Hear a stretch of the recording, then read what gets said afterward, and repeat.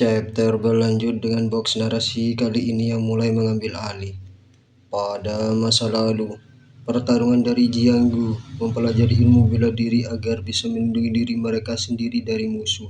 Setelah berselang beberapa waktu, ilmu bela diri berubah yang semula bertujuan untuk melindungi diri sendiri menjadi alat yang membunuh musuh. Hal itu tumbuh menjadi lebih canggih dan kompleks dari bentuk sederhana menjadi serangkaian gerakan dan teknik pernafasan mewakili dasar-dasar energi internal. Para seniman bela diri meneruskan ajaran mereka dengan menurunkan ke generasi selanjutnya agar seni bela diri terus berkembang. Orang yang sudah mencapai tingkat tertinggi dari seni bela diri lebih kuat dari manusia normal dan biasanya mereka lebih dikenal dengan nama Wulin.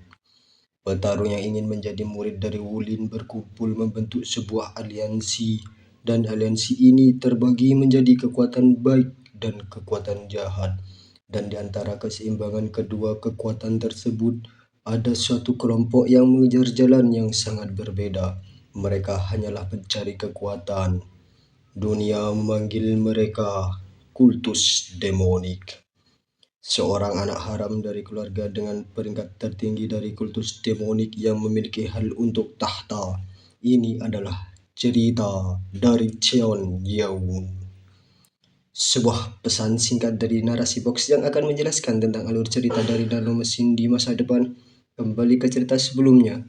Kini Pangeran Cheon yang tak sadarkan diri karena pertarungan sebelumnya tiba-tiba sudah berbaring di tempat tidur dengan keadaan yang shock karena tahu dirinya masih hidup padahal perutnya sudah tertusuk pedang dan mengalami perdarahan yang berat. Di tengah-tengah kebingungannya itu, tiba-tiba sekujur tubuh Pangeran Cheon berkeringat dan mengalami mual serta penuh dengan lebam hitam. Pangeran Cheon merasa seluruh tubuhnya terasa sangat lengket. Tiba-tiba ada suara aneh yang menyapanya. "Anda sudah bangun, Master?" Dengan ekspresi kaget serta ketakutan, Pangeran Cheon masih menjawab pertanyaan tersebut. "Siapa kau?" Padahal dia di dalam ruangan tersebut tidak ada satu orang pun. Dalam benaknya Pangeran Cheon mulai bertanya-tanya, apakah ini telepati? Tidak, ini berbeda. Aku pernah mendengarnya sebelumnya, tapi suaranya sangatlah berbeda. Suara ini sepertinya berasal dari dalam kepalaku. Tidak mungkin. Apa itu sungguh datang dari kepalaku? Tenanglah, Master. Anda memang benar. Tiba-tiba suara aneh tersebut membaca isi pikiran dari Pangeran Cheon. Dengan rasa takut disertai penasarannya, Pangeran Cheon kemudian berteriak dengan lantang. "Sekali lagi, siapa sebenarnya kau?" "Saya terhubung langsung pada inti untuk membantu otak Master. Saya adalah generasi ketujuh nano mesin dari Sky Corporation." Ternyata suara aneh tersebut adalah suara dari nano mesin yang di chapter sebelumnya disuntikan oleh pemuda yang datang untuk menyelamatkan nyawa dari Pangeran Cheon. Tapi Pangeran Cheon tidak berhenti untuk berteriak karena masih tidak percaya dengan apa yang terjadi pada dirinya sendiri. "Hah? Kau ini bicara apa? Siapa sebenarnya kau ini? Dan apa yang sudah kau lakukan padaku?" "Saya adalah generasi ketujuh dari nano mesin," jawab dari suara aneh tersebut. Karena masih tidak percaya, Pangeran Cheon sampai menyalahartikan mesin kemuncin yang memiliki arti dewa jahat. "Nano, itu benar. Nano mesin," jawab suara aneh tersebut lagi. Karena masih dipengaruhi rasa takutnya, Pangeran Cheon sampai berpikir bahwa suara aneh dari dalam kepalanya tersebut dikira dewa jahat yang dikirim oleh kultus demonik, sama seperti kelima prajurit bayan sebelumnya yang ingin mencoba untuk membunuhnya. Singkat cerita, di aula luar yang ditempati oleh Pangeran Cheon tersebut terdapat seorang Master Zhang yang di chapter sebelumnya disinggung oleh salah satu prajurit bayaran bahwa Pangeran Cheon belajar seni bela diri dari Master Zhang tersebut. Sedang berbicara dengan Dokter Baik, yaitu salah satu dokter yang dipercaya untuk merawat keluarga Pangeran Cheon, sama seperti Master Zhang selaku pengawal pribadi dari Pangeran Cheon. Mereka berdua sedang membicarakan kejadian yang dialami oleh Pangeran Cheon sebelumnya, di mana Dokter Baik berkata pada Master Zhang, "Pangeran Cheon sebentar lagi akan masuk pada kelas pertama untuk memperebutkan posisi tahta seorang pangeran utama. Oleh sebab itu, hal-hal seperti percobaan untuk pembunuhan biasa terjadi. Suatu keajaiban Pangeran Cheon bisa keluar hidup-hidup dari kejadian tersebut.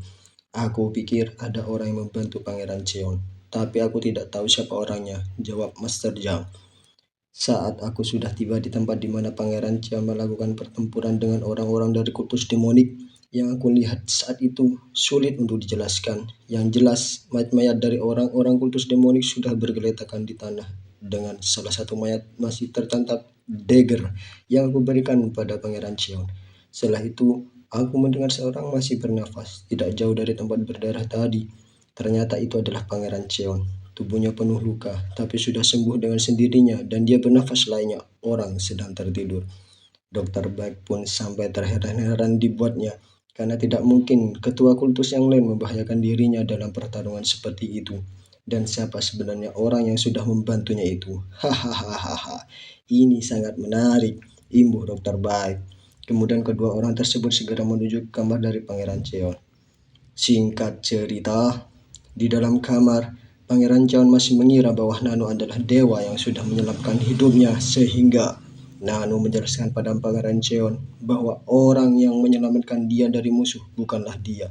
Tetapi jika itu berkaitan dengan penyembuhan luka yang dialaminya tersebut adalah benar karena dibantu oleh Nano. Apa kau sebut dengan penyembuhan?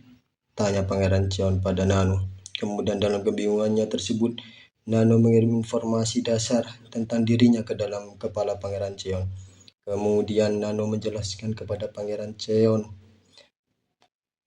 bahwa dia bukanlah dewa jahat seperti yang ia bayangkan. Setelah data tadi sudah terkirim ke dalam kepala Pangeran Cheon, tiba-tiba, ya, segala informasi tadi yang masuk ke dalam kepala Pangeran Cheon sampai membuatnya muntah, dan itu merupakan reaksi yang alami dari tubuh saat pertama kali menerima informasi langsung dari dalam kepalanya.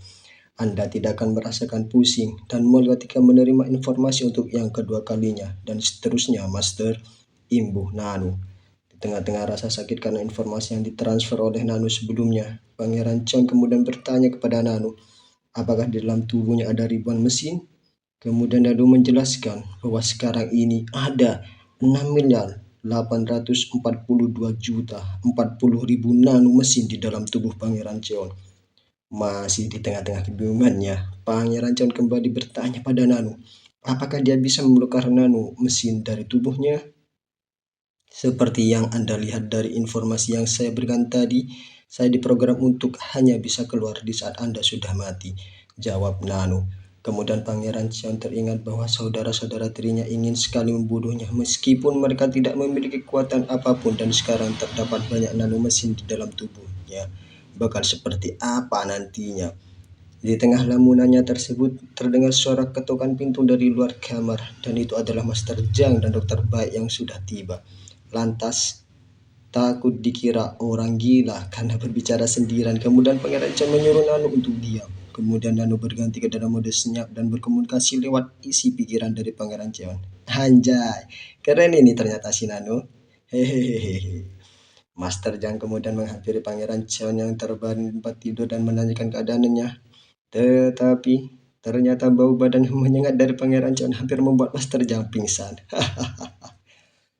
Tapi Dokter Baik memiliki reaksi berbeda terhadap Pangeran Cheon, karena sebelumnya ketika ibunya sakit yang merawatnya adalah Dokter Baik. Jadi saat itu, Dokter Baik minta izin untuk memeriksa nadi dari Pangeran Cheon dan terkejut dengan hasil pemeriksaan bahwa tubuh bagian dalam dari Pangeran Cheon baik-baik saja dan arus energi miliknya pun telah aktif. Lantas Dokter Baik bertanya pada Pangeran Cheon apakah sebelumnya dia sudah meminum obat khusus. Pangeran Cheong pun masih belum paham dengan apa yang ditanyakan oleh Dokter Baik tersebut, sehingga Dokter Baik menjelaskan bahwa Pangeran Cheong sekarang berada dalam kondisi yang bagus untuk belajar bela diri. Dibuat bingung dengan pernyataan dari Dokter Baik, Pangeran Cheong kemudian mengingat beberapa hal janggal sebelumnya, mulai dari bintik-bintik lebam hitam lengket. Luka sisa-sisa pertarungan dengan kultus demonik sudah menghilang dengan sendirinya. Lantas apakah kau yang melakukan semuanya ini, Nano? Tanya Pangeran John lewat isi pikirannya. Kemudian Nano langsung mengaktifkan kembali mode senyapnya dan langsung disuruh kembali menonaktifkan mode senyapnya oleh Pangeran Jeon karena takut ketahuan oleh Master Jang dan Dokter Bai. Ada aja saja satu orang dan satu mesin Nano ini. Kemudian Nano menjelaskan kembali kepada Pangeran Cheon lewat isi pikirannya bahwa dengan menyebarkan nano mesin ke seluruh tubuh, Pangeran Cheon itu dapat mengeluarkan kotoran dan juga membentuk ulang pembuluh darah, sendi, dan otot yang sesuai dengan bentuk terbaik tubuh dari Pangeran Cheon tersebut. Kau ini, apakah kau yakin kalau kau bukanlah dewa jahat? Tanya Pangeran Chon pada Nano. Kemudian Nano menjawab, aku bukanlah dewa jahat, tapi sebuah mesin, Master. Bersambung. Chapter pun ditutup.